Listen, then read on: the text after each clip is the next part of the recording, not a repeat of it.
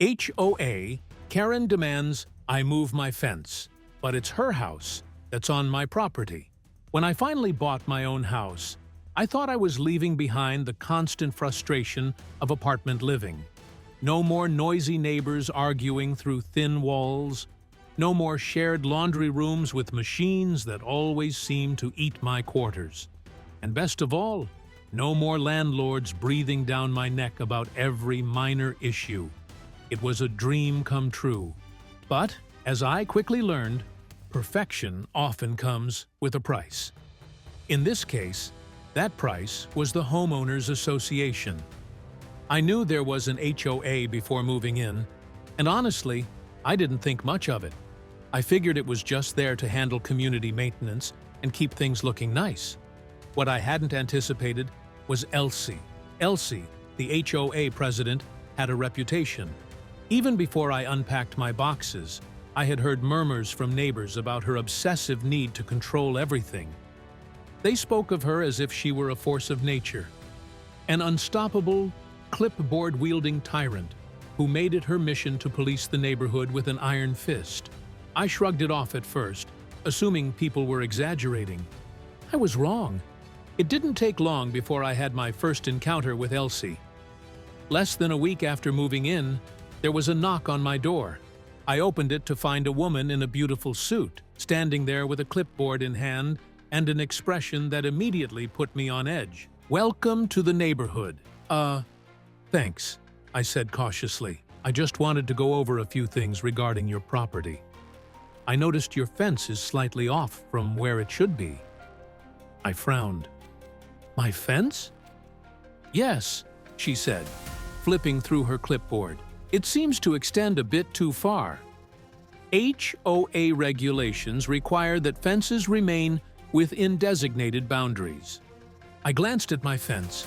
It was sturdy, well-maintained, and exactly where the previous owner had it. I didn't install it, I said. It's been here for years. Elsi pursed her lips. Yes, but now that you own the property, it's your responsibility to correct any violations.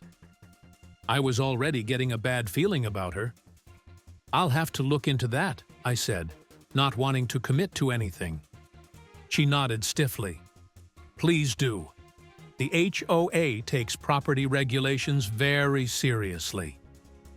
As she walked away, I felt my annoyance rising. Something told me this was only the beginning. That night, I decided to dig up the property survey I received when I purchased the house. If Elsi was going to make demands about my fence, I wanted to be sure she wasn't just on a power trip. As I examined the official records, something didn't add up. The more I studied the measurements, the more I realized something shocking. My fence wasn't the problem. Elsi's house was. According to the survey, a portion of her property, specifically a section of her driveway and part of her front porch, was actually on my land.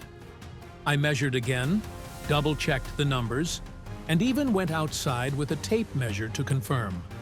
The results were clear. Elsi had been living on land that wasn't hers for who knows how long. A slow smile crept onto my face. If she wanted to play HOA police, she was about to get a taste of her own medicine. The next time Elsi came knocking, clipboard in hand, I was ready. "Good morning," she chirped, though her smile didn't quite reach her eyes. "Have you had a chance to review the fence issue?" "I have," I said, folding my arms. "And I found something interesting. Turns out, my fence isn't the problem. Your house is." Elsi's smile faltered. "Excuse me?" I held up the property survey. "According to official records, part of your house is on my property. That means you're technically trespassing." Her eyes narrowed. "That's ridiculous. I can show you the proof." She snatched the papers from my hand, scanning them quickly. I could see the moment realization hit her. Her face went pale, then red. This must be a mistake." "It's not," I said. "I had a professional survey done before buying the house." She shoved the papers back at me, her composure slipping. I'll have to check with the HOA board. You do that, I said. But in the meantime, I suggest you stop harassing me about my fence. Elsi turned on her heel and stormed off. As I watched her retreat, I knew this wasn't over. If anything, it was just getting started. A few days passed before I heard anything from Elsi or the HOA. I had expected a swift and dramatic response, but instead, there was silence. No letters, no warnings, just an uneasy quiet that made me wonder what was brewing behind the scenes. Then, one evening, I found an official-looking envelope tucked into my mailbox. Inside was a notice from the HOA requesting a meeting to resolve property disputes. I smirked. They thought this was just a dispute? This was much bigger than a simple fence adjustment. I had proof that Elsi had been occupying part of my land for years, illegally. And now they wanted to resolve it? Oh, I was ready for this. I marked the date on my calendar and started gathering everything I needed. Property records, survey maps, legal documents, anything that would prove, beyond a doubt, that I wasn't the one at fault here. If the HOA wanted a battle, I was more than prepared to fight. The HOA meeting was held in the neighborhood clubhouse, a bland but functional space that Elsi undoubtedly ruled over like a queen. When I arrived, I wasn't surprised to see her already seated at the head of a long table, flanked by a few board members. She greeted me with a tight-lipped smile. "Thank you for coming," she said, as if I had a choice. I took my seat, setting my folder of documents on the table. "Let's get right to it," I said. "You asked me here to discuss my fence, but the real issue is that your property is encroaching on mine." One of the board members, a man in his 60s with reading glasses perched on his nose, cleared his throat. "We understand there may be some discrepancies. Let's go over the details." I opened my folder and laid out the evidence. The room fell silent as they examined the documents. The battle had begun. Elsi's face flushed with anger as the documents were spread out before her, and she quickly tried to dismiss the evidence. "This is absurd," she muttered, waving a hand dismissively. "There's no way that could be true. We've lived here for years, without any issues." I leaned forward, keeping my tone calm but firm. "The records don't lie, Elsi. Your house, specifically your driveway and part of your porch, are on my property. You've been trespassing without realizing it. Or maybe you just didn't care." One of the other board members, a younger woman with short-cropped hair, spoke up. "We need to check this carefully. This is a serious allegation." Elsi's eyes darted around the room, her grip tightening on the edge of the table. Of course.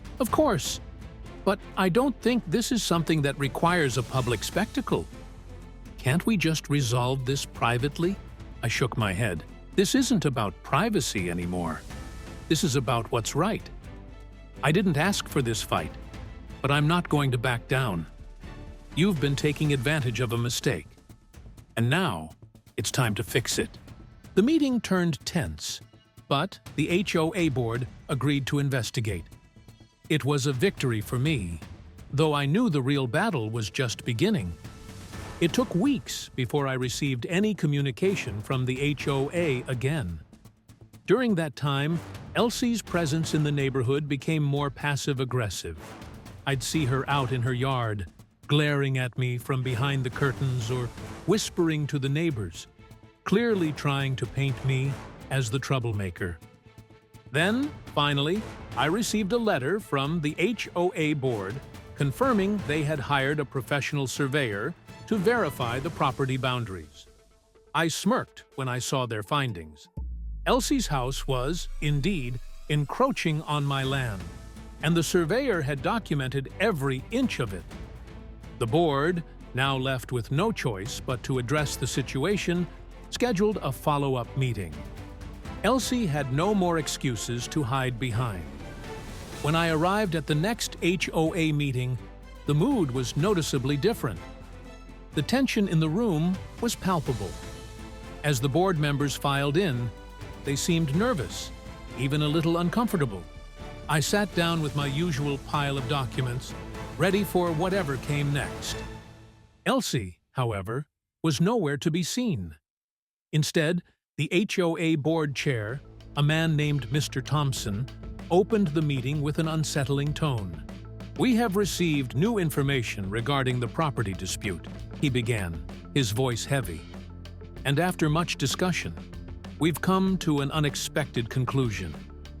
He paused, looking at Elsi's empty seat. "Elsi has been, for lack of a better term, less than forthcoming with us." The room went silent. I couldn't believe what I was hearing. "What do you mean?" I asked, leaning forward. "It appears that not only has Elsi's house encroached on your property, but several other properties in the neighborhood have also been involved in similar boundary disputes. These were not properly disclosed to the HOA when the properties were initially purchased. Elsi, as the HOA president, was aware of these discrepancies but failed to act." Mr. Thompson shifted uncomfortably in his chair. "This may involve more than just your property." The shock was evident in my eyes. "You mean to say that Elsi has been hiding this information from the entire neighborhood?" Mr. Thompson nodded. "Yes, and it seems she's been using her position to cover up these issues for years." The revelation of Elsi's role in covering up the property discrepancies caused an uproar among the neighbors. Whispers of lawsuits and demands for accountability spread quickly. People were furious, and rightly so. Within days, several residents, including myself, called for a special meeting to discuss not just the boundaries, but Elsi's leadership within the HOA. It became clear that she could no longer serve as president. Her credibility had been shattered. The meeting was intense. Neighbors who had once been afraid to speak out now openly criticized Elsi's actions. Some even mentioned taking legal action to reclaim land she had been occupying illegally. It was a moment of catharsis for many, and for me, it was the final piece of the puzzle. Elsi's reign was over. In the wake of Elsi's fall from grace, the HOA board made a unanimous decision to remove her from her position as president. A new leader would be elected, one who promised transparency and fairness. As for the encroachments, the board agreed that Elsi would be held financially responsible for moving her driveway and porch back within her property lines, and the other homeowners affected would be compensated for the time lost. I could hardly believe it.